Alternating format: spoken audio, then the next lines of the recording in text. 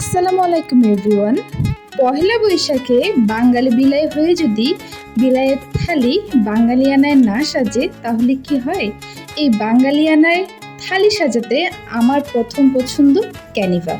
কারণ ক্যানিভা একদিকে যেমন আমার টুনটুনের খুবই পছন্দের তালিকায় রয়েছে এবং অন্যদিকে ক্যাট প্যারেন্টস হিসেবে আমারও আস্থার জায়গাতেই রয়েছে।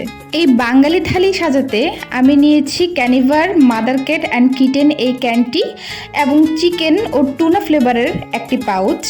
এই ওয়েট ফুডের পাশাপাশি আমি টুনটুনের পছন্দের ক্যানিভার এই ক্যাট ফুডও নিয়েছিলাম আর মাছ আর ভাতে যেহেতু বাঙালি তো চিন্তা করলাম বিলাইয়ের ক্ষেত্রে কেন মাছে ক্যাট ফুডে বাঙালি কেন হতে পারে না, এই জন্য নিয়েছি টুনটুনের পছন্দের চাপিলা।